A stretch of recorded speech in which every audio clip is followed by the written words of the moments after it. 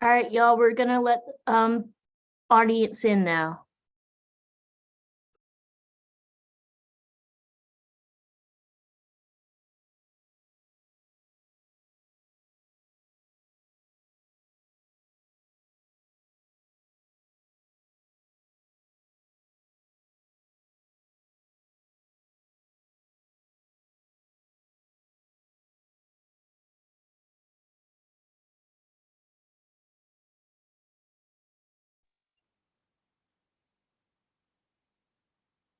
It's your mom.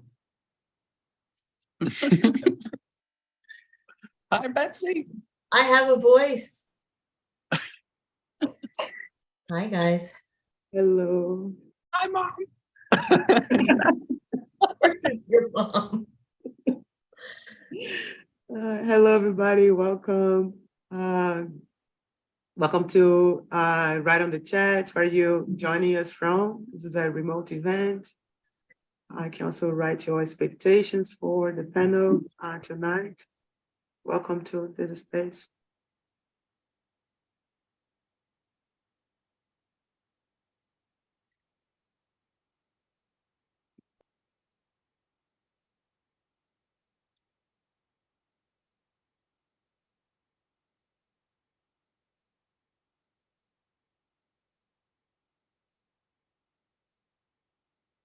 Hi, Esteban.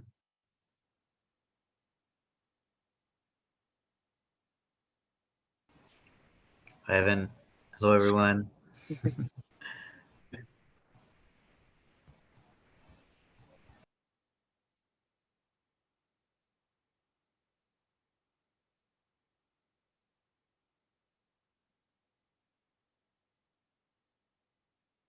Should we play some music?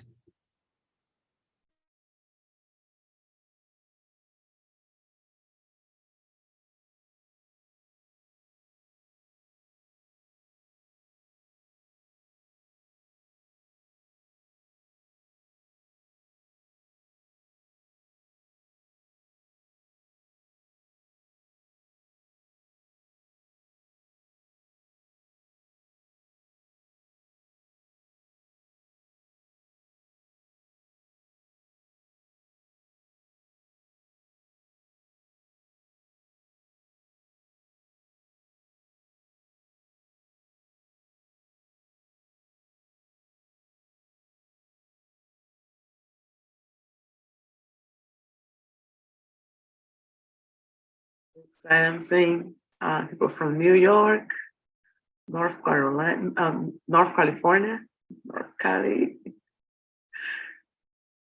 New Jersey, Chicago,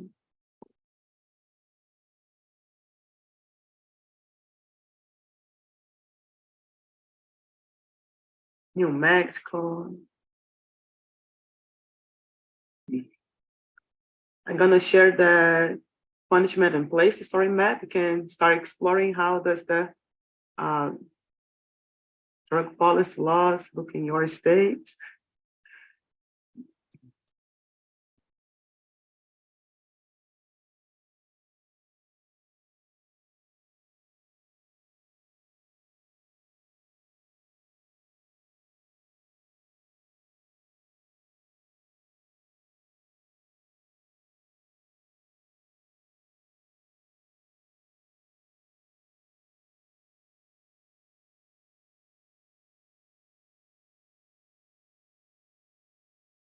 Portland, I'm also in Portland. Oakland, Little Mary.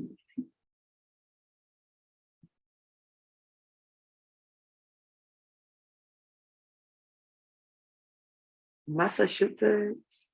Is that Massachusetts? Yeah, Springfield.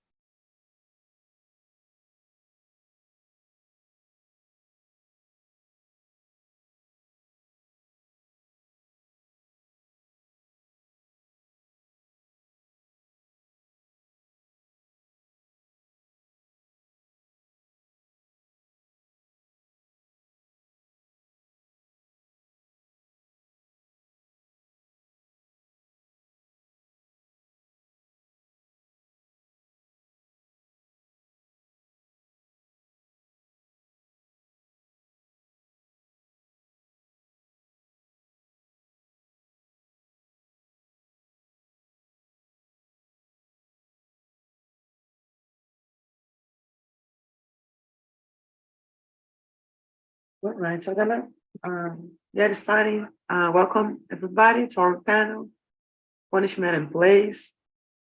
They're gonna talk about American drug reform in the United States.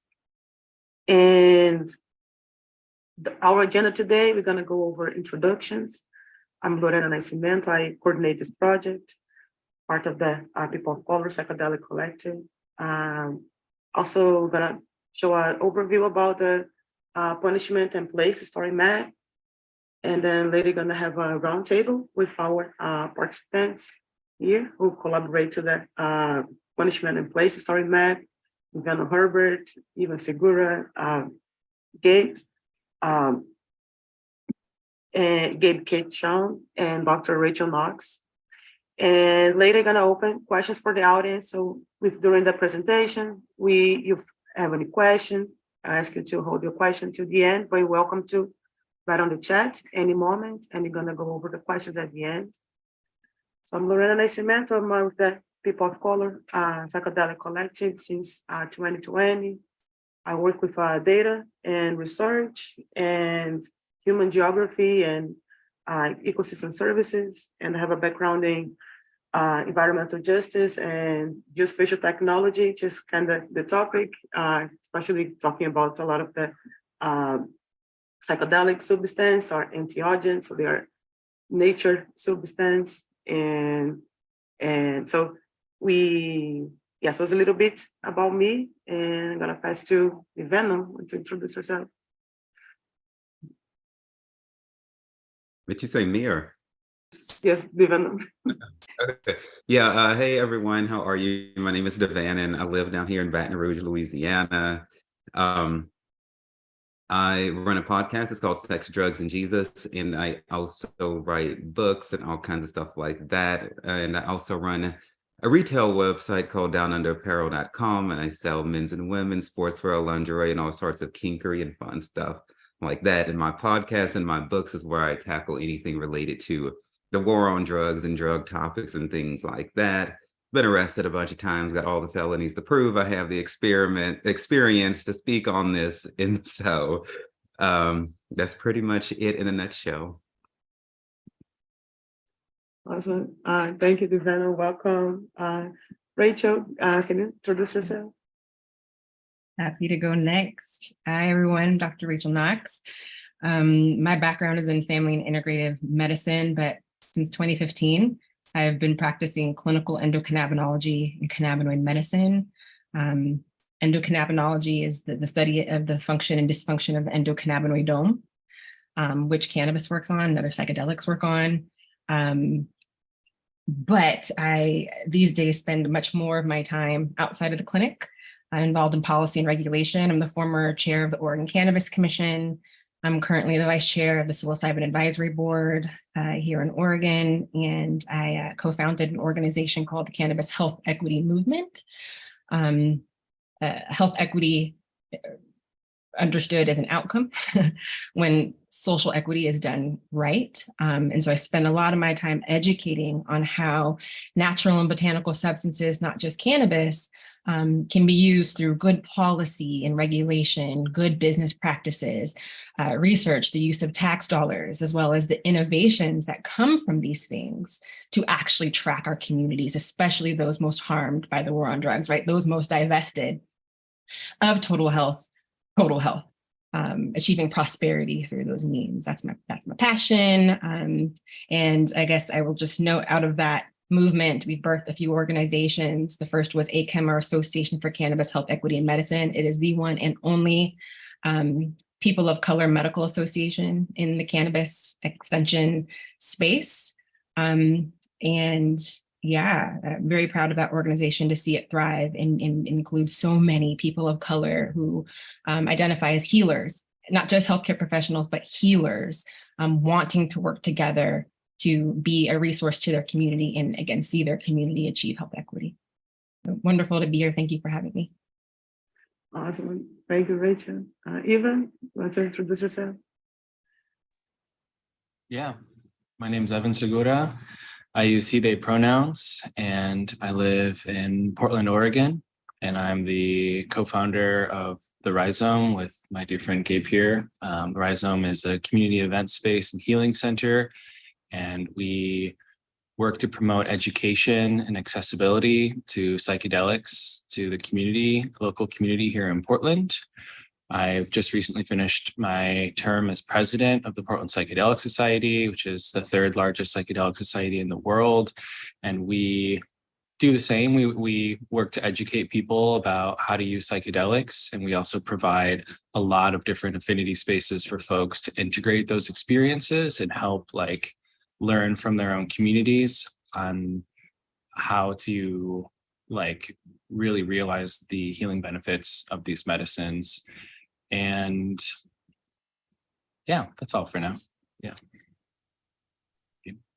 Thanks. Welcome, Evan. And Gabe, want to introduce yourself? Totally. Yeah, my name's Gabe. I am also a co-founder alongside Evan of the Rhizome. I have a background in psychology and philosophy and started essentially transitioning full-time to work with psychedelics about 4 years ago when I moved here to Portland. A little more about the Rhizome: we provide educational resources, as Evan said, but we also provide safe containers for people to integrate and understand and be in community around psychedelic experiences and drug experiences in general. We're a harm reduction focused space. We offer testing services and all sorts of tools, both educational and practical tools for safe, therapeutic, generative, and decentralized use of drugs. And yeah, here in Portland, the policy is kind of in a strange place. We operate in between underground and above ground worlds and seek to build mycelial connections and webs between people involved with psychedelics.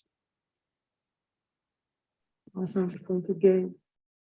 And also, before we go to the roundtable to get to know more about our panelists, I want to share, also going to share the link of this story map on the chat, so you can also follow that.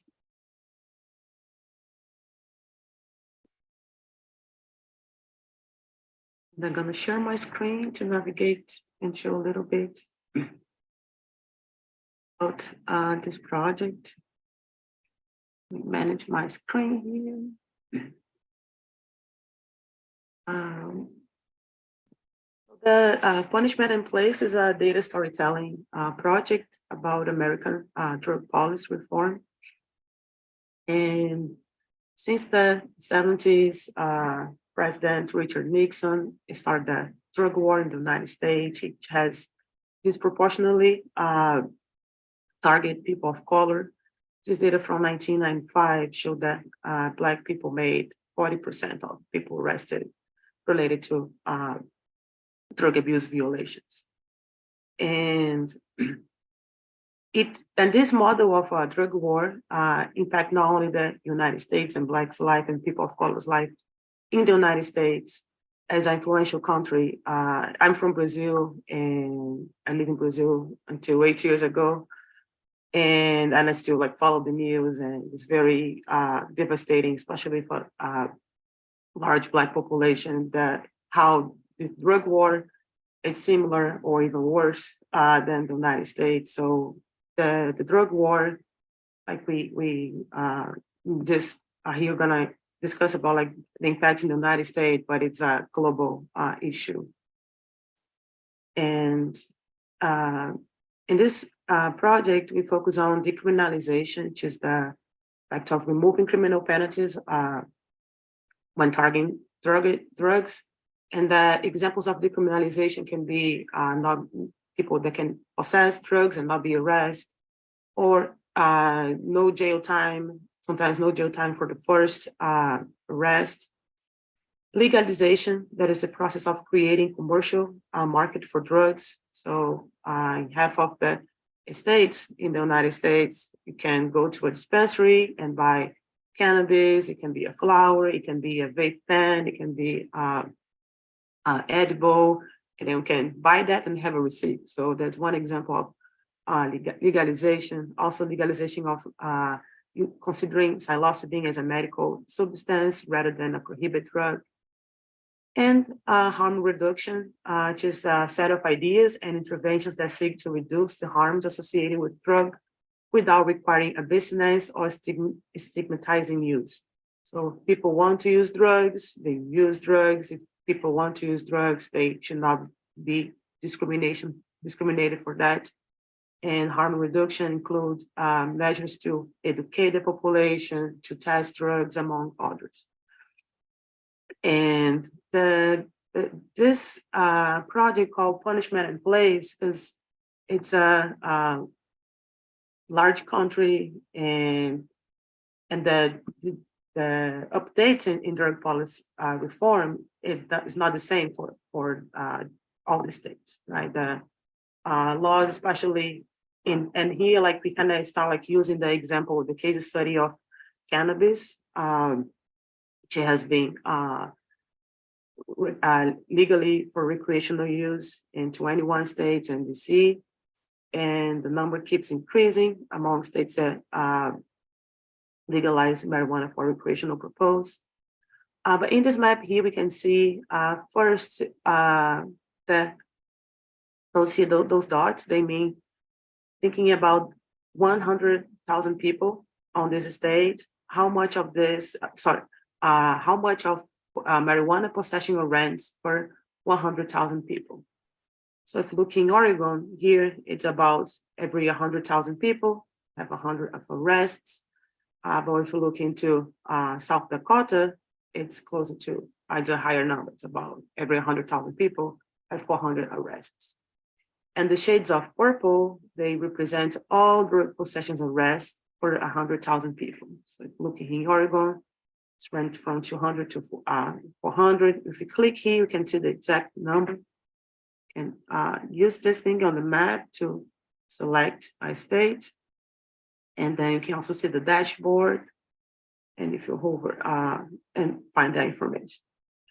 And other thing, when you click on different states, you can see the percentage of people in color in that state, and the amount of people of color arrested by marijuana possession in that state. So I was navigating through all those states, and that data was organized and students from Portland Community College in the Geospatial Department. They got data from the FBI. So this data you're seeing here is on the FBI crime data website, so it's federal data. But it might not be easier to see and understand that data just looking to tables. So associating that to maps is easier to understand where you are and what is our reality. So Oregon is a not very diverse state and is the only state where people of color are higher than the percentage of arrest. If we look here into South Dakota, there is one state that has one of the highest drug possession arrests. 12.5% of people of color in that state, but there are, in that 12.5% people of color and 29.6% of people of color being arrested by marijuana possession. Looking to California, the numbers are a little higher, but if you look, for example, into West Virginia, it's 10% of people of color, but they made up 44.5%. So depending on the state that you are, and see like sometimes states that are more conservative states tend to have a more higher discrimination against people of color and more racist practices from police as well, more targeting, higher target of people of color.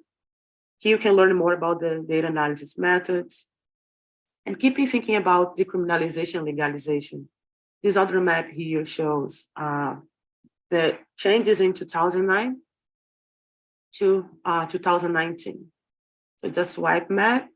So the map on the left shows how was the state, those states in purple here, those are marijuana possessions by those states that had decriminalized marijuana, and those in orange or those that were illegal. And if we look into the data in 2019, now a couple of states have illegal, And if we click here in California, we can see that in swipe, I'll complete the swipe here. So in 2009, arrests by marijuana represent 30%, almost 30% of the total drug arrests, and in 2019, less than 2%. So that shows that this trend of legalization leads to reduce arrests and targets and drug war, but that is not the solution, especially like places like Louisiana and other states in the South. We still have, like if you're looking here on the map, this map here, there are states where marijuana is still not even decriminalized. We have Devenon who will share his experience in living in Louisiana and Texas, and can get to know more about the laws and the taboo still about drugs in the South. Think about Oregon, that can be kind of like the Disneyland of drugs, where we have that measure, not the Disneyland of drugs, but comparing to other states, there's that measure 110 that decriminalized drugs and psilocybin. We've thinking about marijuana in 2019, there were 115.9 million of cannabis tax revenue. And this fund can be used for education, but it's still like, if you look into the recreational, the sales in Oregon, Marble County, which is in the east of Oregon and border Idaho, and that county only has 32,000 people. That was the one with the highest, with the 111 million in recreational revenue. And it just border Idaho. There's one state there is no marijuana or medical for recreational use. So like there is a lot to discuss still about legalization, what are the impacts in different states. And also, even after legalization, I'm gonna hear from Dr. Rachel Marks about healthy equity, how we can use cannabis and other substances to heal the community, to have access to health, to use as healing substance, to release trauma, to start a conversation, right, of safe use, safe access, and impacting the quality of life. And you're gonna talk with Evan and Gabe, talking about building community. So people, especially people of color in the psychedelic industry, need safe spaces to discuss our experiences, our traumas, our concerns. So you're welcome to explore. There's a story map later. Thank you. And I'm gonna get to know more about our panelists. So we focus here more on the qualitative data with the maps, but they provide ours the quantitative data with the maps. And we want to hear like from their experience, from their knowledge, the qualitative part of this project. And to get to know more our panelists, I'm going to start with our first question, which is about, can you tell me more about your work in drug policy reform and psychedelics? So whoever wants to jump in first to answer this question.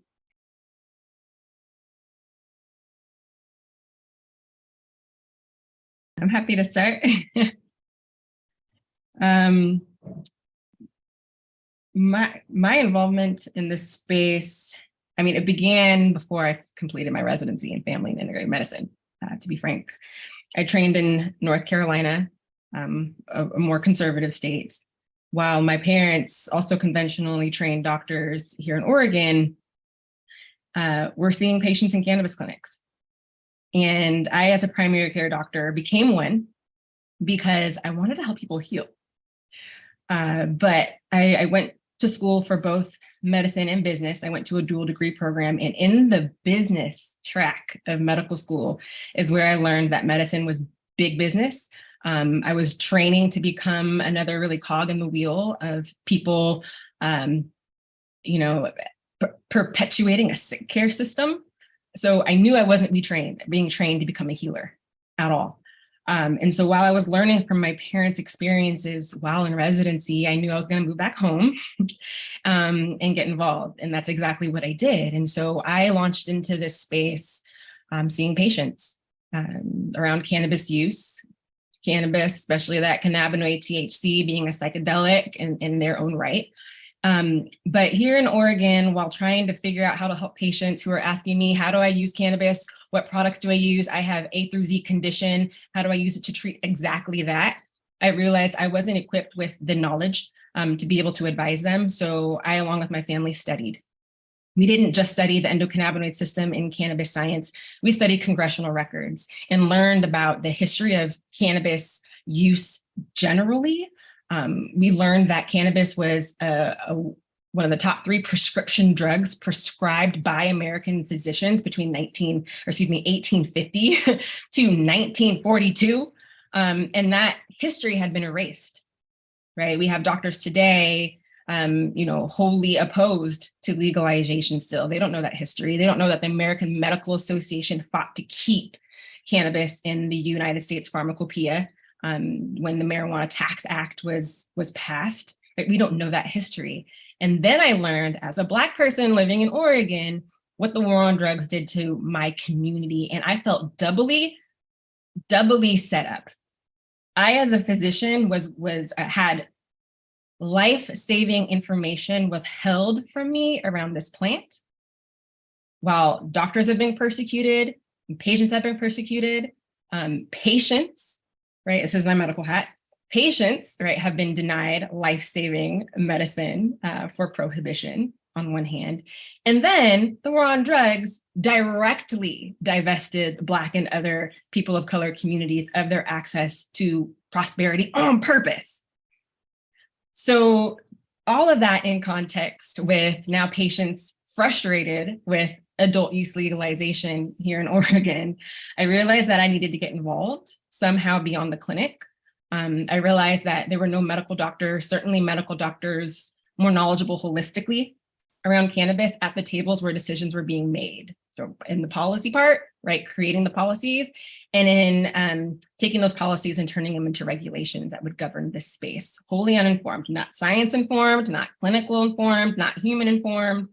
And so I became really the only Black person and physician to be involved in that conversation when I joined the Cannabis Commission in 2018 and became the chair. And I was asked to leave the commission and originally chair the equity committee to the psilocybin advisory board back in 2021, where I'm now the vice chair. And I was asked to do that because while that was happening, my work in health equity in the space was really beginning to take shape. And being a functional medicine at heart, I understood that Band-Aid medicine doesn't work. You have to treat disease at its root cause. And from my perspective, right, the root cause of poverty and disease in our country is drug policy, period. And that social justice and social equity happen when we're writing policy, when we're translating policy into regulation, and that's where it ends. That is social equity. Everything else, right, is a consequence of the bad policies and the bad regulations that we create. And we can't continue to try to fix the policies and regulations by creating other ones or creating social equity programs. That's never going to fix it. And so I approach this space from a root cause perspective, and intend to continue to work until we start to uproot those causes so that policies and regulations begin to make more sense and actually create, yes, the healing spaces, but also the outcomes from, appropriately responsible consumption of these things, because they were put here for a purpose. I think they were put here to keep us healthy in the first place, to keep us healthy in the first place. But now we're trying to use them to get healthy. And we have some work to do, right, to work that out. But that's how I'm showing up here.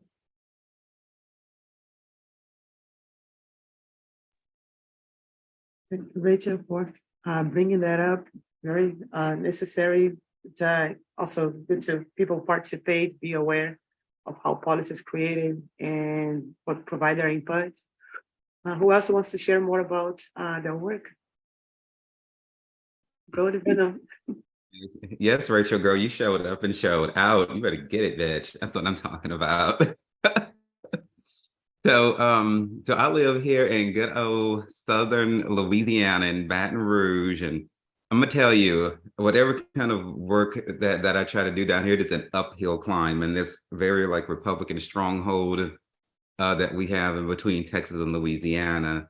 Interesting enough, we have a Democratic governor in Louisiana and a Democratic mayor in the capital city of Baton Rouge, but we still see very little progress because of the way all the legislature is levied out. So you get like, yay, the Democratic governor, hope, and then you still have Republicans blocking shit, and you're like, well, fuck, we still can't do too much. But what I can do is what I do through like media work and things like that. So on my YouTube channel, on my podcast, which now has over 100 episodes, I go on other people's podcasts, I submit writings, and I give different interviews at various media outlets and speak about things related to drugs a lot. And I mean, of course, if you're running a show called Sex, Drugs, and Jesus, you got to talk about drugs, man. And that is like, what people want to know about.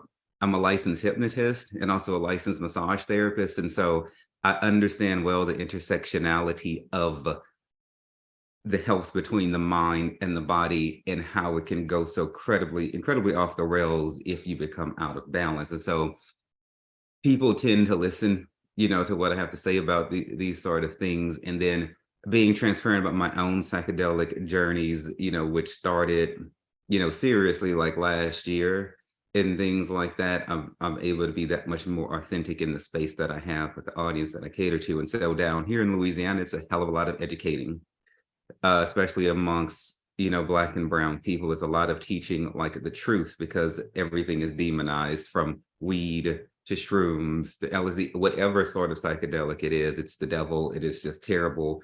There's a strong religious stronghold down here too, which tells you everything is wrong, and to include smiling and just, I don't know, having a damn good time in any way you could possibly think of. And so you would think it's 2023 and that we were getting past that, but it just depends on where you go. Down here, in Louisiana. Louisiana is very racist still to this day. You have a racist queer people down here, which I still cannot wrap my head around, how you have racist people who are not straight, who attack people like that. But I get it. You have a little bit of that everywhere, but down here it is severe. So much so to the point that there are just certain gay bars that I won't go to. And I'm not in the country, I'm in like the capital city. And so, and then that translates into me, helping, Black and brown people understand that they're not invalid just because they want to smoke weed or do some psychedelic, and the way the laws are down here, in the past, they have been very, it just made people feel like, that they want to experiment with this plant that naturally grows. What's the problem? So it's a lot of education. It's a lot of, when people message me, from the show, from the podcast, and from my website and things like that. And it's a lot of dealing back and forth. It's a lot of referring people to the People of Color Psychedelic website, or to different places I go or know where people can go and have an ayahuasca experience, or different things like that. And so I try to be a resource, a personal resource where I can. I keep a huge resources page on my website, sexdrugsandjesus.com, because education is power, and that is how we overcome, and that is why we are all here. Thank you for sharing the venom, right? And putting your words through the podcast that can, as you mentioned, like reach out, educate people. We mentioned about decriminalization, legalization, harm reduction, and it's very hard to talk about harm reduction in spaces that like legalization, decriminalization is still like a taboo. So thank you for sharing part of the work that you do. Gabe and Eva, do you want to share about your work? Totally. Yeah. I'm feeling really inspired by what Dr. Knox said just then. I want to thank you personally, Dr. Knox. That was a really, really special sort of explanation, and especially the part about digging into the history. A lot of where I got my start and where I continue to sort of focus my efforts is in educating people around the fact that this is not, there's a thing that happens in white American culture. When white Americans discover something, they say that it's new and that it's cutting edge and that it's, somehow this paradigm shifting, groundbreaking thing. And in my own study of psychedelic history and policy and the way that this is all rolled out, there's a long, very interesting story to tell. So I do a lot of that work personally in my own orientation. And then a lot of what Evan and I do here is sort of building the space that we never had growing up and trying to set the intention of making a landscape that we want to live in as enthusiasts, as people who have had our lives changed by psychedelics. We want to open that access to as many people as we possibly can.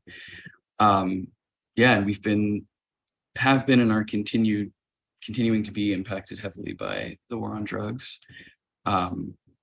It's honestly more a war on people who use drugs than it is a war on the drugs themselves.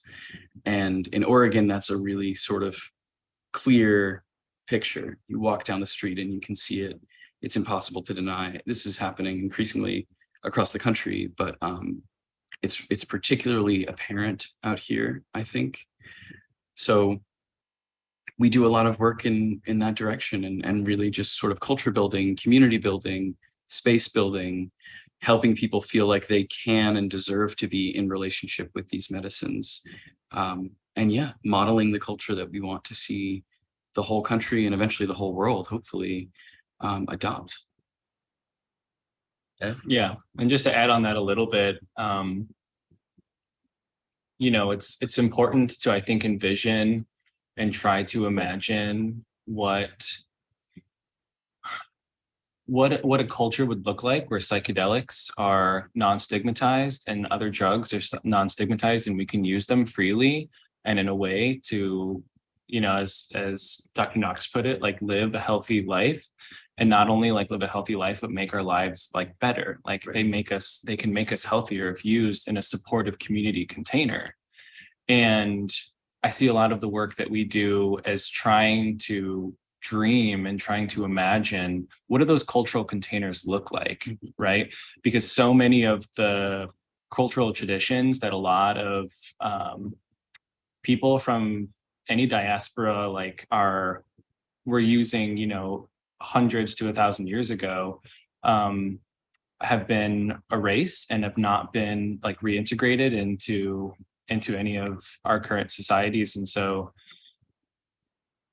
you know, if everything is legalized and everything is decriminalized, how are we using these? Are people just going to the store and buying them? And then, you know, like, where is the instruction? Where is the container? Where is the like encouragement from people that are going to be building those spaces and also building traditions and building that culture that people can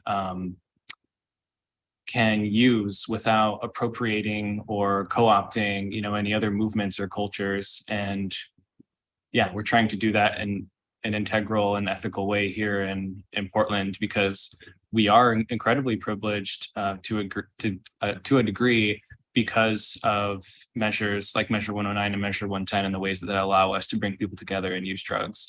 And so we're trying to create healthy models that people can replicate in other states where these policies are being enacted that will give people back their freedom to gather and to use these medicines in community.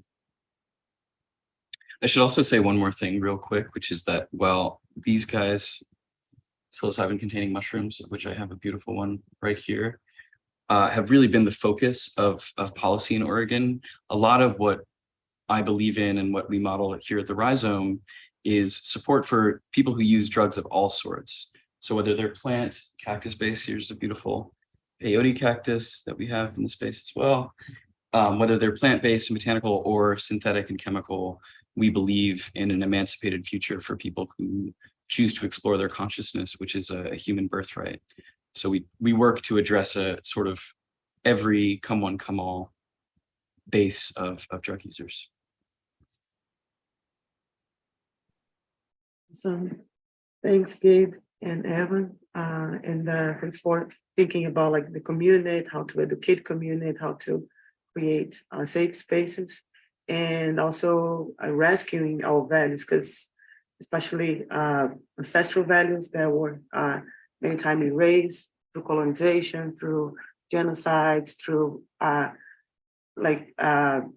Western white policies. And once we have like one state, as you mentioned, like Measure 109, Measure 110 and bringing those values into public policy, into the community as much.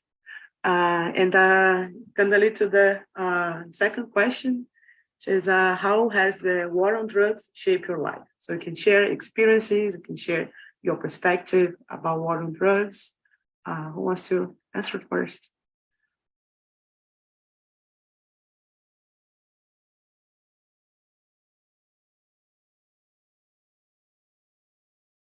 I can go first on this one. So God. So okay. I have one, two, three.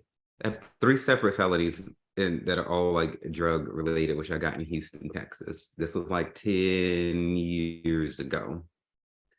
You know, and it had to do with getting caught up with like informants. Yeah, I was selling hella drugs and things like that. So, you know, I kind of was asking for it. I was also going through like heavy depression and things like that at the time. But the criminal system doesn't look at drug use and things like that, like acting out or like you need help. They just look at it like, you know, you're a bad person, let us throw you in jail. The thing that really bothers me about incarceration is so somebody like me who was like almost 30 years old, who'd never been in trouble before, not even a misdemeanor, you know, is now in a jail cell in Harris County, Texas, with like 60 other people, because it's one huge tank where all the queer people are. And yeah, it's an interesting situation. But you know, if you're going to arrest somebody for a drug specifically, there were people in there serving time, you know, months in jail just for having like $50 worth of what, you know, meth or whatever on them, or a pill. You know, it's, you know, and then you had people who were like serious dealers like me, people who were thieves and everything, just all in the same group of people. While we were there was no rehabilitation offered, no education, no nothing to make us come out and change our behavior or try to anything. It was just like, just sit here for a couple of months and then get out and hope to do better. All I did was sit there and learn from the hardened criminals how to do more crime and shit. And when I got out, that's what I went to go do. And so then, so the recidivism happens, and then you end up going back to jail because you make connections when you're in there and you learn a different crime and things like that. And so I'm like, if you're going to put me in here for drugs, then do something about the habit, the addiction. Yes, send me to the doctor to get treated for whatever medical conditions, but send me to a psychotherapist too, or something else while I'm in here, you know, and talk to me about why I'm doing this, as opposed to just saying, well, you're just bad because you have a pill on you or a sack of meth or weed or whatever. And so transferring the probation to Louisiana, which is how I came back here to my home state, you know, helped to get away from the environment.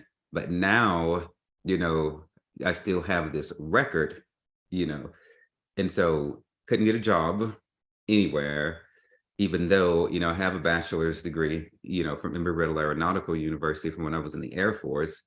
I'm an honorably discharged military veteran, you know, who went through a bad year in 2012. I had to start off, and I'm not complaining, you know, but I had to start off, you know, I went from making 50, 70 an hour as an electrician in a substation for CenterPoint Energy in Houston to, you know, a janitor at the Veterans Affairs Clinic. That was the only thing that I could get, you know, and it didn't matter how well the probation was going or anything like that. Some people look at your record and go, charges are there, get out, we don't want to talk to you, nothing, gone, doesn't matter. That is another reason why I'm in business for myself today, because I got tired of going to places and being rejected. As they say, the streets be calling, and it's very, very easy to go back into cooking up drugs or making them or whatever the case may be, because it's a life that you know, it's easy to pick up the phone and call those people. But then there you go back to jail again. And a lot of the dope boys and homies I used to hang out with, they're arrested at least 2-3 times a year for pretty much the same thing. It's hard to break that cycle. And so that is the greatest way that has impacted me. It pushed me into being an entrepreneur, because I did not have the option to go back into the regular workforce. And to this day, I still have, you know, those felonies and things on my record. And even the one that was dismissed, the first charge got dismissed because it was like an illegal search and seizure, but it still shows up on the record because they will not expunge it and remove it. And so therefore, I'm still penalized for that should I go and try to apply for a job somewhere. This all happened when I was like 29, and now I'm over 40, and it's still like a thing, even though there has been no issue since then. Nothing has come up. The stigma still follows me everywhere that I go. And so, shucks, and that for me, that's the greatest way that the war on drug has impacted me. I've seen it tear a lot of other people down. I was able to come up because I had the Department of Veterans Affairs and this whole team of people, but most people don't have all of that. People in my family have stayed in that cycle. And so that's pretty much what I have to say about how it has impacted me and continues to this day. Thanks for sharing, Ivana, and for being open and sharing this experience. It's just one of the examples of like the impacts of drug war, which happens here, still like in conservative states, but like a more like racist policies targeting Black people. But yeah, glad you are that you like that you had resources. You have your podcast, your book, your work, and be able to share that, inspire people, share your work. Thanks for sharing. Does anybody else wants to share how war on drugs shape your life? Sure. I feel like I shared how finally knowing about the war on drugs shaped my life. It took my career in a direction that I had no idea it would. Just quickly on that note, I'll put a pin in that and give you my story.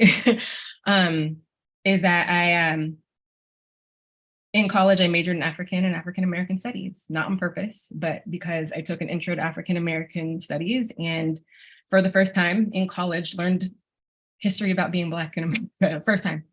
I know we learned a little bit about slavery and Harriet Tubman and Martin Luther King in our elementary and high school studies, but never did I learn history that I could identify with and that meant something to my identity in this country. So I just kept on consuming and I ended up majoring in it. And there was a moment where I was not going to go to medical school. I wanted to get a PhD in African American studies, and I wanted to start African American school for kids because I wanted young people, young Black kids, to know their history so that they could have a common identity with one another.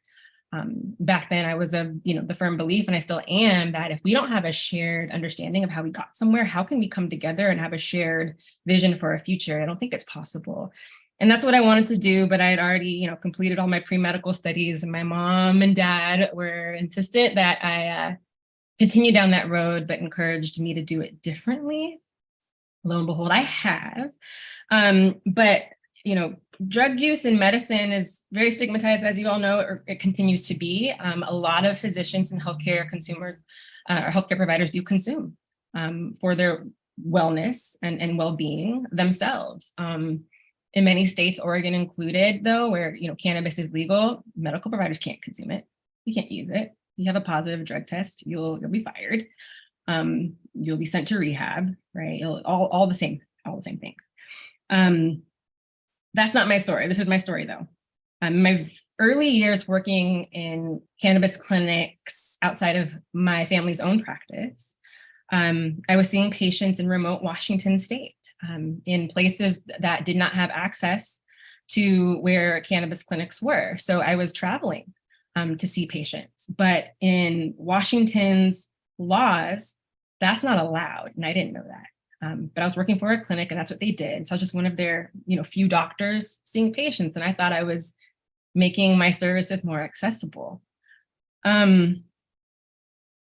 A dispensary owner in Washington had a bone to pick with the company I was working for.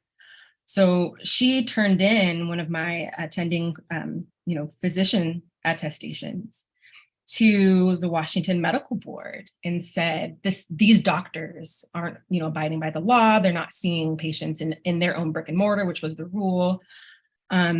And so I got caught up in an investigation. Never mind, all I was doing was, evaluating and confirming patients had the condition that the state determined they could use cannabis to treat. That's it. I was just checking a box. At minimum. At maximum, I was the harm reduction specialist in that clinic with these consumers. I took comprehensive histories, had comprehensive discussions with them around appropriate use, right? They didn't care that I was doing all that. I wasn't following their laws, and therefore they wanted to investigate me and probably do worse with me. But I had to show up for a hearing. And in that hearing, I told them that, look, home visits is allowed. This law, as it's written, could be constitutionally challenged because this law discriminates against my ability to practice medicine. It also is harming patients in your state who are using cannabis without oversight, right?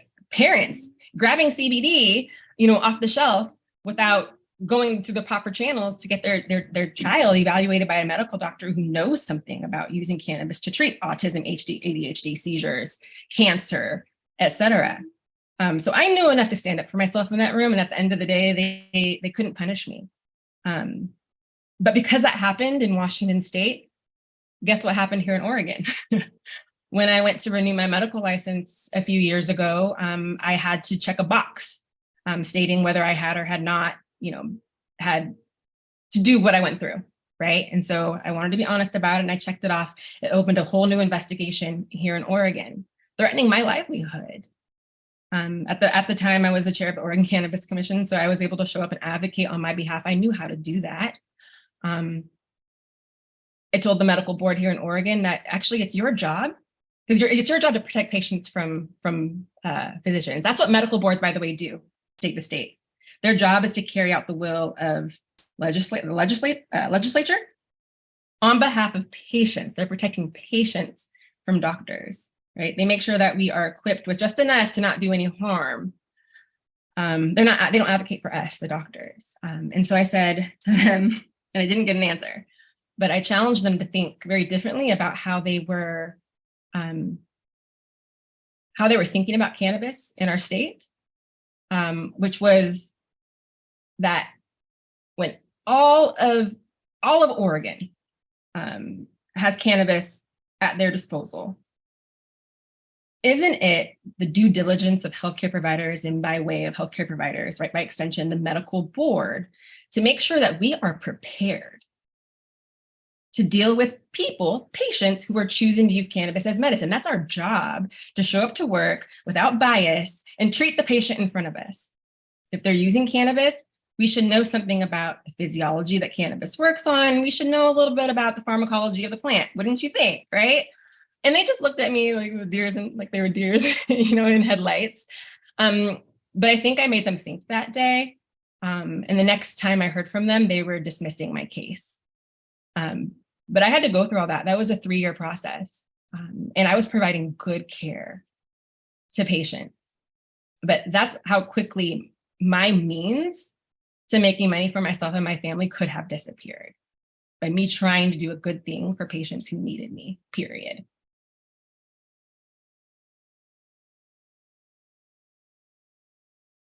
Thanks for sharing, Dr. Rachel. Another looks like when you have people of color, we always target, no matter what we do. Like this conversation that we're having here, if I was doing that in Brazil, my family would be concerned. How we're gonna do this? You can lose your job. How we're gonna be open talking about that, about drug, about psychedelics, but it's glad that we are all here sharing our stories. We are creating spaces that are safe for people of color. So thanks for sharing. Anybody else wants to share stories of how the war on drugs shape your life? Yeah, I'll chime in over here. Thank you both for sharing those testimonies. Those were really very moving. And thank you for your time and your service and your dedication to doing this work, which is really vital work. And the culture is catching up, but a lot of us have known for a long time and been rooting for y'all from the sidelines. Couple ways that my life has been impacted. I'm inclined to do something kind of strange and just reflect on one thing that I see as almost a positive impact of the war on drugs in a very roundabout way in my life, which is that it's created an underground culture, a very thriving underground culture that has been forced underground by policy and by fear ultimately. But in that underground space, much like in the territory of the mushroom, that's where the magic really happens. And that's where the interesting connections are formed, and techniques for cultivation, storytelling, and culture building, and all of these things have happened in this underground capacity, which I've always thought was, like, on the one hand, really cool and interesting, and on the other hand, very inspiring. It's sort of living proof that there is such thing as an alternative to dominant culture. And oftentimes there's a frustration that I think a lot of us feel when these things start getting a lot of traction in the mainstream, and we've been taking risks and in many cases being actively penalized on the sidelines, just having to sort of sit back and watch people benefit, which everyone should be benefiting. So that's, as Dr. Knox said, sort of a silver lining to the whole thing. On the negative side of the spectrum, you know, all of my earliest brushes with law enforcement had to do with cannabis. And I was very lucky to be light-skinned. I was very lucky to have grown up in a semi-affluent part of the country in New York. And so those never really amounted to much more than just scare tactics and, you know, people getting upset and big charades being made out of dime bags of weed. But then as I got older, I started to see through the sort of smoke and mirrors of the whole thing of the drug war. And it really made me question everything about the law, frankly. It invited this spirit of deep mistrust for authority across the board. And it opened up this channel of inquiry that I have yet to close, and doubt, real serious doubt about what are they really sort of saying versus what's the truth? Are science and the law in alignment with each other? And oftentimes the answer is no. Legislators and lawmakers and certainly cops are completely ignorant to scientific truth. And the cat can be very far out of the bag, and they're still, I mean, you know, cops still use the term narcotics to talk about drugs across the board. If you know anything about drug classification, narcotics are a very specific subtype of drugs, but they still refer to, when they seize a pound of mushrooms, they call it a narcotic seizure, which is completely ridiculous, but that's just an example of this kind of misalignment. So yeah, a lot of my skepticism was really fueled by the war on drugs. And then now my life is dedicated to being in opposition to and sort of pushing back against the war on drugs. It's also a reality. I'm 26 years old, and it's kind of a reality of my generation that we don't really lose friends to wars abroad or at home. We lose friends to the drug war. And pretty much everyone that I know in my age demographic, in my cultural demographic, has lost friends at an ever increasing rate. It just seems like people are dying more and more and more, and no one really cares on a policy level. I mean, people are working hard, but the numbers are just devastating.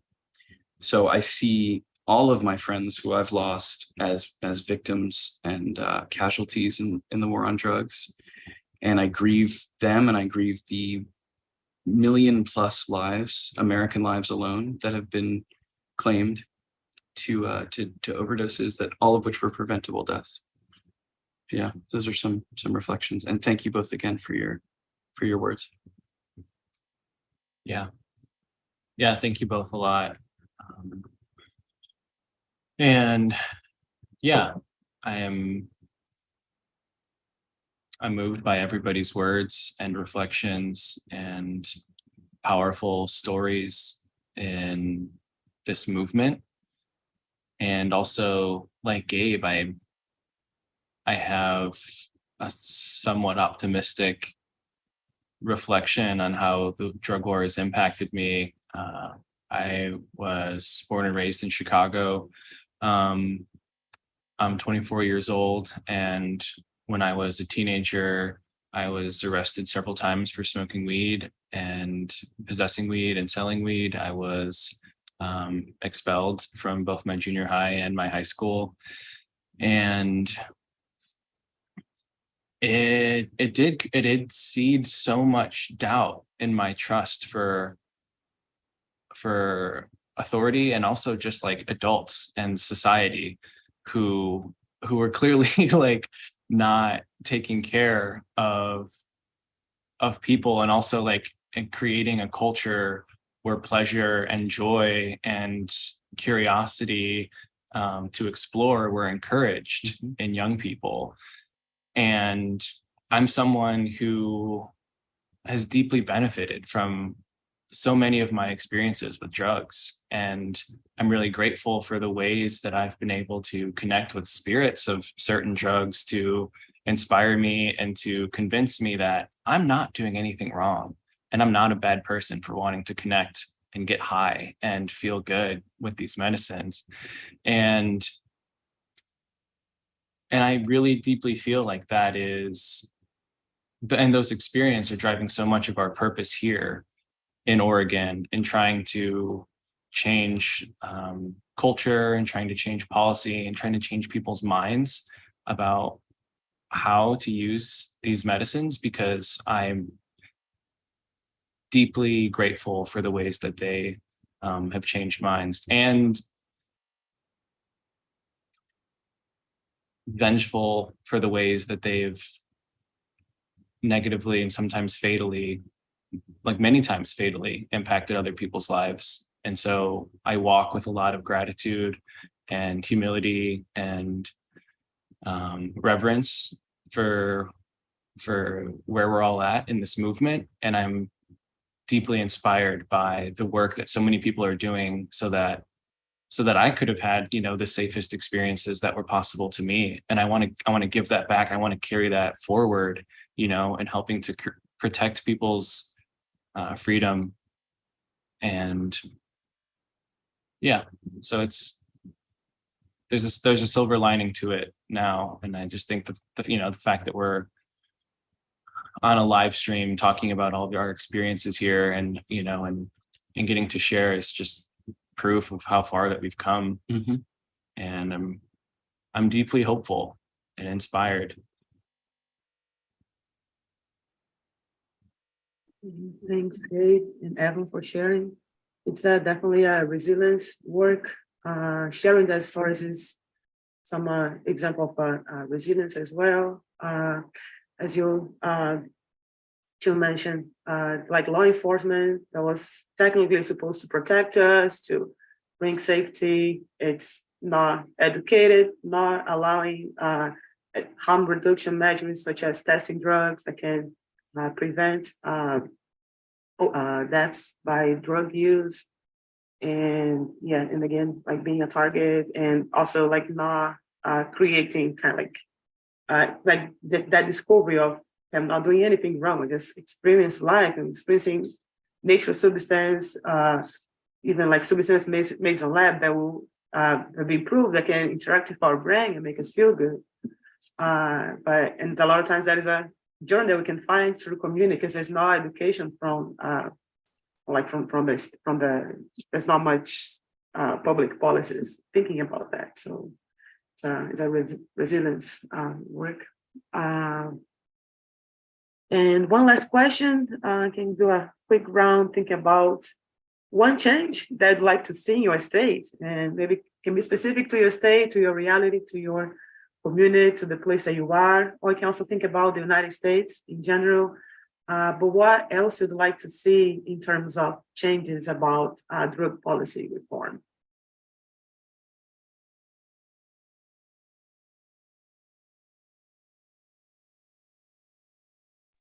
We were quoted as saying this, but I'll just say it again for the record. I'd love to see immediate release of every person incarcerated for a nonviolent drug offense or a violent drug offense with conditions. as a sort of retroactive move to really offer some reparations to people who were criminalized and had their lives destroyed. I want to see those people get their lives back, and I want to see them actively encouraged to get involved with the burgeoning legal markets of these things. If there's anyone who should be involved with the trade and sale and distribution and packaging and everything of legal drugs, it's people who are already doing that, right? And who have those experiences and who know how many grams are in and outs, for example. So yeah, I would love to see that sort of retroactive justice kick in. And in general, there's an attitude in the media that all drugs are legal in Oregon, and Oregon is, I think you called it Disneyland or something for drug users. And we have come a long way, but there's still quite a long way to go. And you can still be penalized and live in fear if you are a drug user, a drug manufacturer, a drug distributor. All these people who sort of get left out of the conversation, the chemists, the mycologists, the people who make these experiences possible. I want to see justice for them. And I also want to see cultural appreciation for them as people. They remain demonized in a lot of, even in media that's made by psychedelic users and people in the psychedelic community. There's an attitude of disdain for drug dealers and chemists and shady, bad people. A lot of these people really care about what they do and provide an essential service. So respect and a cultural appreciation for them, and just no one going to prison for using drugs, and people who are using drugs being able to do so without fear of dying. Safe injection sites, naloxone on demand for free, no questions asked. Safe injection supplies, just really basic stuff that other civilized nations have implemented. I think we are long overdue for something like that here. Yeah. And further, an acknowledgement of the people that have been negatively impacted through the war on drugs as veterans, as survivors of really terrifying persecution from a government that started this war on racist grounds. And yeah, I'd love to see a reframing of those people, not as like, well, as victims and veterans and survivors that, Gabe said really well, deserve reparations and encouragement to get involved, because yeah, a lot of the people that are benefiting from the legal markets are not the people that have been negatively impacted from the war on drugs for the last few decades. Yeah.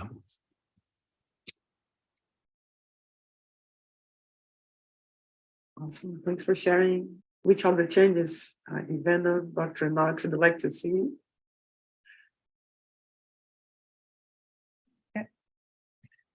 Oh, I mean, so much, beginning with, like I said before, beginning with our policymakers, right, our legislators, even our regulators, understanding that they are the social equity agents, right? Social equity is the assuredness that policy and regulation and the distribution of social services are fair, right? Social equity, like I said, is not like this program on the side, which we didn't even do that here in Oregon, not with cannabis and not with psilocybin, with hindsight, which is wild, right? Which actually made my job that much harder when I was asked to chair the equity committee to the psilocybin advisory board, because how am I supposed to create equity out of a policy that isn't fully equitable in the ways that I think are important in psilocybin and psychedelics at large.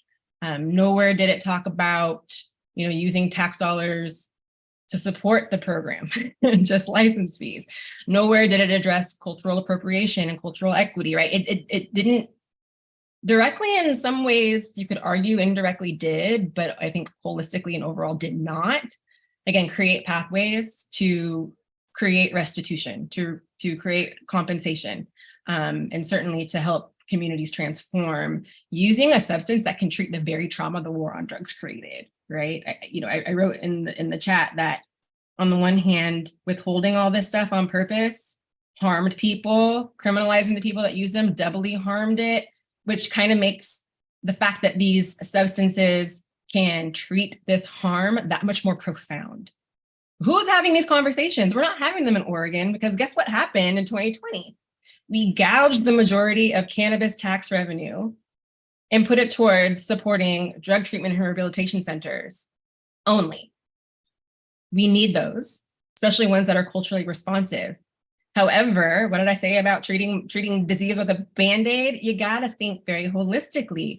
That cannabis tax dollars could have been used to do a whole slew of things, not just expungements, but it could have directly addressed economic justice, right? For the justice impacted, environmental justice. We need to think very differently how we are using an industry and the resources industries create to truly bring restitution to the communities that are harmed. Our thought leaders are really one-dimensional here, and I'm challenging us to think much more broadly. And if we don't, we're going to miss this opportunity, because cannabis alone is going to be $1 trillion global industry when you take hemp and what we call marijuana together, a multi-trillion-dollar global industry. And if we're not talking about how to intentionally use tax dollars, or even for, to hold everybody participating, corporations also accountable to participating in creating restitution, it's not gonna happen. And now we've brought in a psilocybin market here in Oregon, and we're just gonna rinse and repeat because nobody again thought of those things ahead of time. Once again, we're trying to play catch up and make something out of nothing. I remember when our equity subcommittee recommended rules around requiring all applicants to create a social equity plan. I heard pushback from the community. They thought that would be too much of an administrative burden for us to think about how our corporation is going to participate in creating equity. But guess what? OHA adopted it. Very happy about that. And so as a condition to apply and to renew year over year, you have to maintain, or at least make the appearances of maintaining, a social equity plan. And hopefully that rule continues to evolve with consequences if you don't. But again, I think in order for that to stick, we have to go back to the legislature and create something that requires that people do that OHA has the administrative capacity to begin to track and enforce, which they don't right now, right? But that's the next step. So yeah, just to come full circle here, I think we need to go back to the drawing board in a lot of places and make sure that we ensure cultural equity, racial equity, health equity at large is embedded in the policies and regulations the first time around.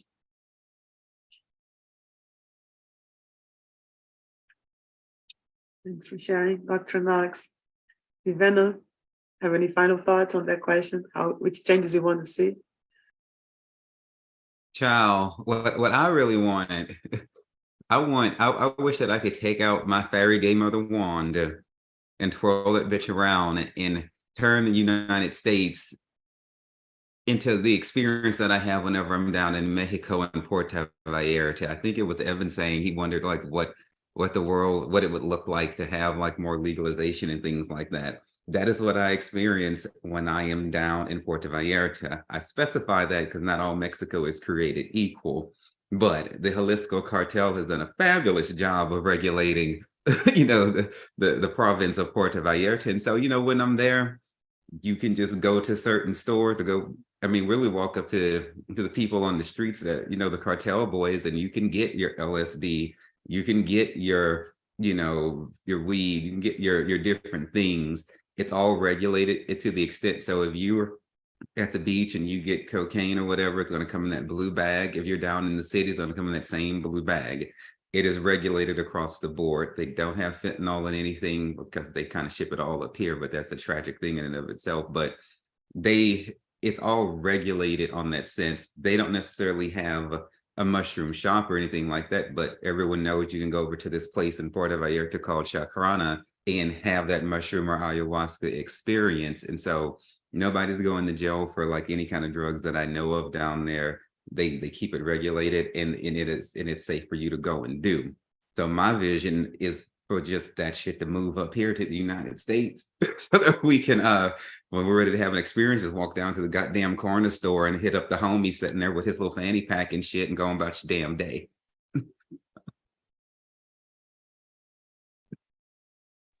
Go ahead, Evan. Yeah, I just have something else to add too. I just want to say, I love that. I love that idea, and I'm totally down to help create that. And yeah, I just wanted to add one more other thing, you know, that I was inspired to remember by Dr. Knox about considering equity and considering the ways that these new markets can be economically beneficial for everybody. And I just wanted to highlight the parallel movement of labor rights that is happening in our country and the ways that we can learn so much from mostly Black and brown leaders that are unionizing corporations and fighting for poor people and people without access to financial capital to live better lives and not be exploited as heavily as we are around the country. And I want to kind of highlight like an important difference between the cannabis and at least the psilocybin market here in Oregon, in that there is not as clear of a means of production when it comes to psilocybin as when it comes to cannabis, right? Cannabis, we're selling this flower in a lot of different forms, and that is what we are selling. And whereas within psilocybin in Oregon, we are selling experiences. And there are going to be a lot of workers at all of these new service centers that are at great risk of exploitation from the corporations that have no clue how hard it is to hold an experience like this for somebody. And so in terms of the means of production, like we are the means of production as the people that are helping inspire and hold the containers for these places. And so there's this very beautiful opportunity in this like burgeoning industry where we can inspire workers to unionize and to know what they're worth and to know how to hold the corporations that are going to try to exploit us and the medicine accountable by like honoring ourselves and our rights as not only like human beings, but also as workers in this movement. And so I just wanted to also add that that is another part of my vision, is that this is an industry where the wealth is shared and distributed fairly to the people that are actually helping build it. And just once again, I hope that those people are made up mostly of the people that have been impacted and have, by the drug war. So that was another thing I wanted to add. Thank you, everybody. Yeah, I'm glad you did, because the social equity plan, as we defined it, was a plan for internal operations as well as external operations. So it's supposed to challenge corporations to think about every aspect of their operations. So from their personnel to their protocols and all the ways that it's going to impact an individual's economic equity, right, and stability, their human equity and stability, their environmental equity and stability, so on and so forth. It only works if people are intentional about, right, first thinking about it and then erecting plans and then implementing the plan. But that was the spirit in which that recommendation was made, because equity begins with our policies and practices. It's not just legislative, but also the practices that corporations, put into place. Are you fairly compensating your employees? Are you giving them opportunities to, grow enlightened or become more knowledgeable, right? Increase in their rank. Like, the list can go on here, right? But we have to fill up to pour out. And so it's sort of first, how do I show up? Where's my capital?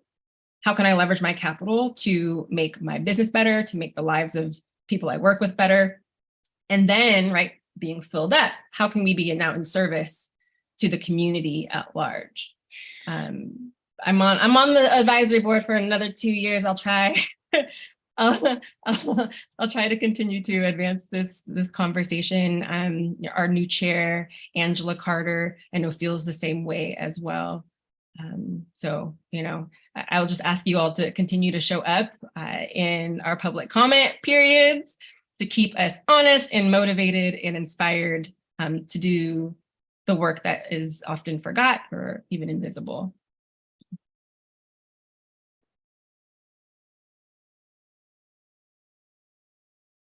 Awesome. Thank you all for sharing and about liberation for incarceration, about access to social equity, safe access, not having stigma for being user change that we need, and also like more Black and Brown voices participating in that discussion, being heard to create new policies.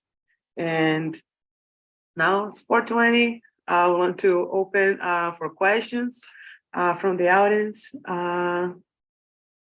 So I can either open your mic or you can write questions too. I saw a couple comments on the chat.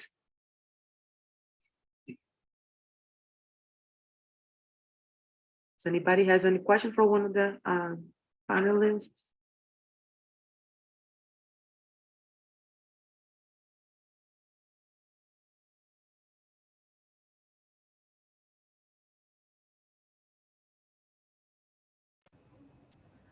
I could pose a question if no one else wants to. Yes, please. So I'm actually starting training for psilocybin facilitation with Alma Institute.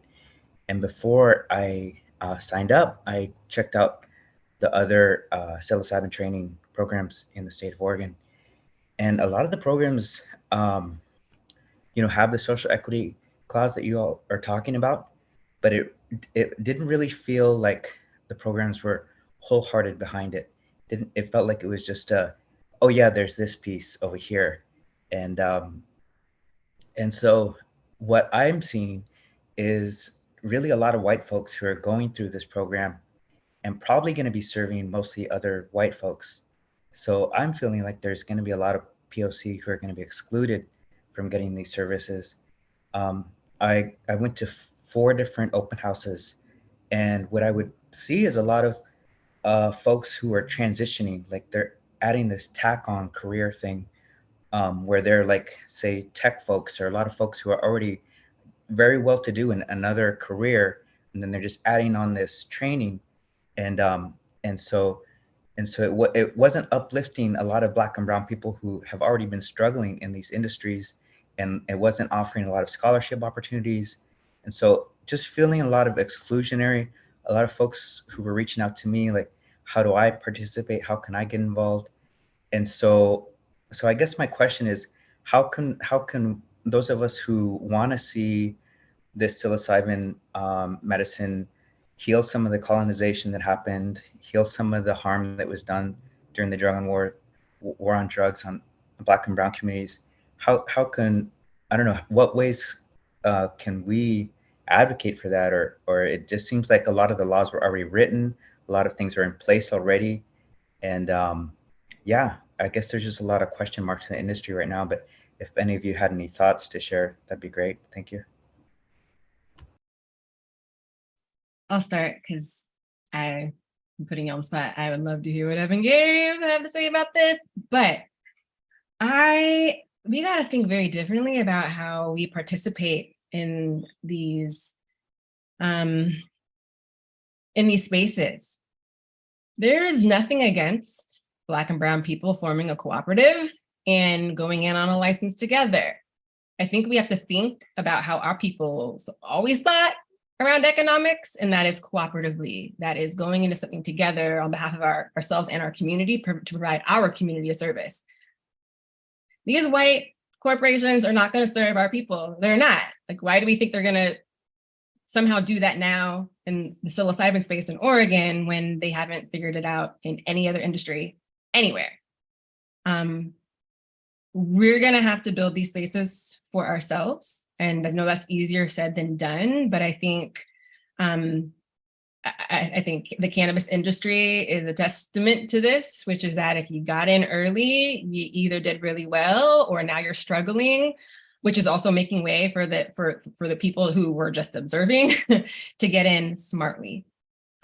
So I would just challenge our communities to think about the opportunity here in Oregon, the emerging opportunity in Colorado, and start to prepare for opportunities that emerge in other states.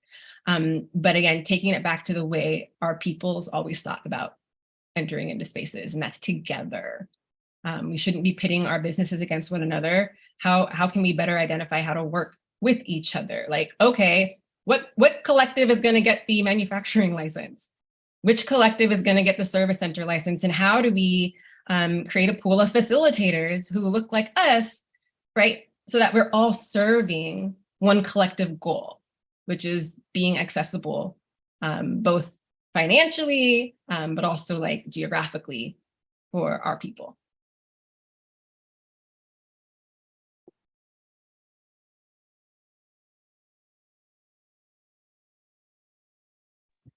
Thank you, Dr. Knox. That's yeah, what she said very much.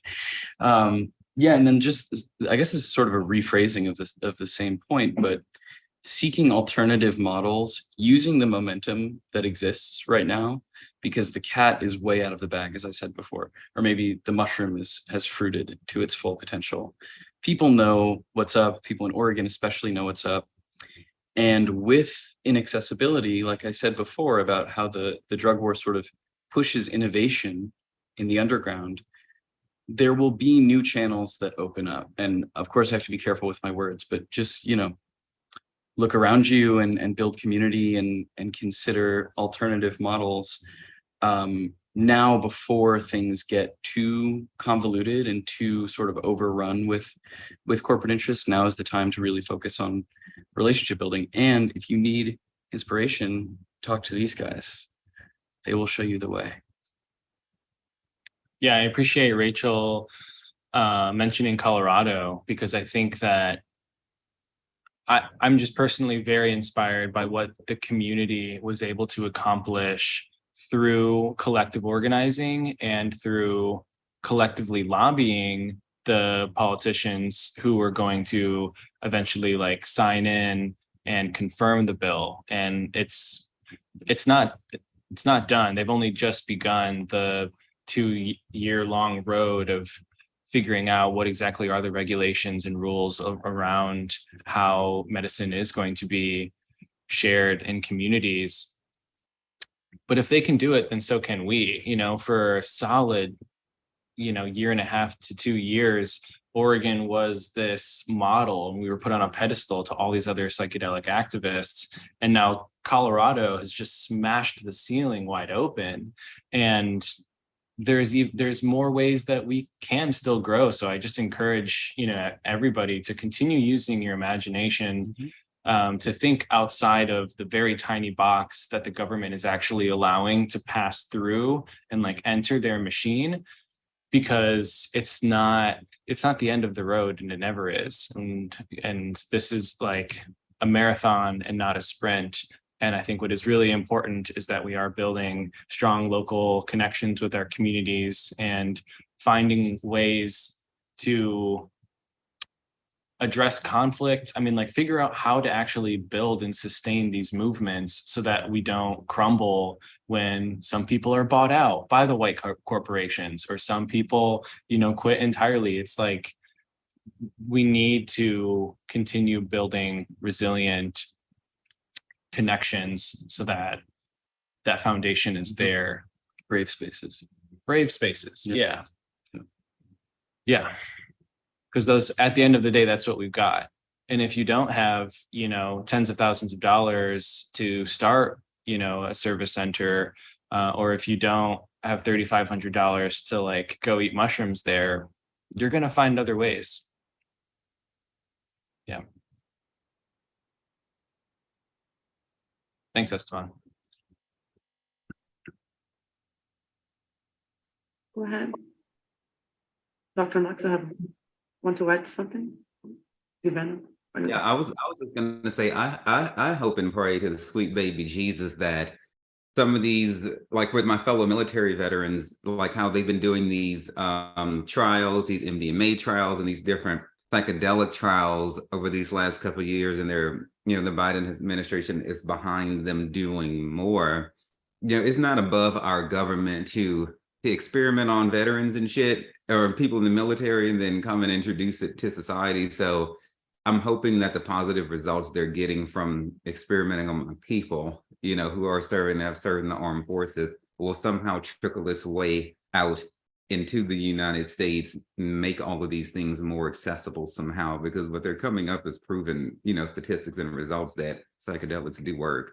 So in treating military veterans is not easy, the way we come back from them wars and all of that, and so hopefully that helps somehow is what I wanted to say.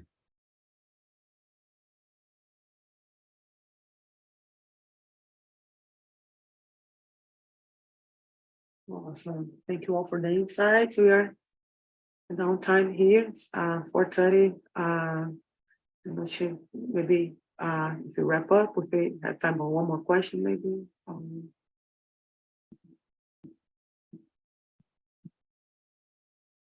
We should wrap up, but thank you all for participating, for your insights.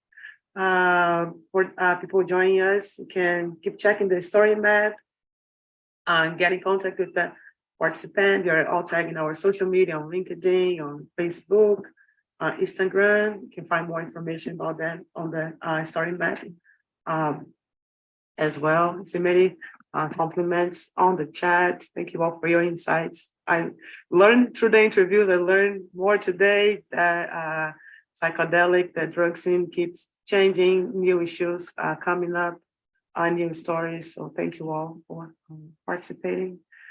And everyone, great. Yeah, go ahead. Anybody wants to say something else? Go ahead. I just wanted to thank you, Lorena, for all the work you've put in on this project and the incredible amount of dedication that you've shown to building this map. If you have an opportunity to read Lorena's PhD, do it, because it's amazing and it contains interviews with all of us. I think it's available for public access. I think it's up on the website. But yeah, you're a powerhouse, and it's been an honor to work alongside you. Yeah, thank you. Thank you, Lorena. I appreciate everyone's energy that they contributed today. Everyone is looking fierce, fabulous, and fine, as we do. And then I see you. I see. And then I got to give a shout out to our tech support, Ifatayo, hanging out there behind the PPOC logo. Bitch, I see you too. I see you too. I see you too. Like, I know what she's doing back there. Okay. Savannah, you need to come to Portland where all of us are at. Bitch, I've been up there so much. Lorena didn't tell me. She kept me all to herself when I was up there, and I can't judge her for that. I mean, look at me. So I think I was just like coming back from Brazil. It's like readapting here, but by the time they're gonna have a blonde, a bright yellow beard, was amazing. So yeah, it was great to meet you all, to reconnect today, and hopefully, yeah, let's just keep doing it. Awesome. It's great to have this space, like a safe space to discuss, being guided by people of color. That is very powerful, very important. Yeah, thank you all for participating. Yeah. So I have a question for Gabe and Evan. So you held up that pretty peyote cacti. Is that an experience that you're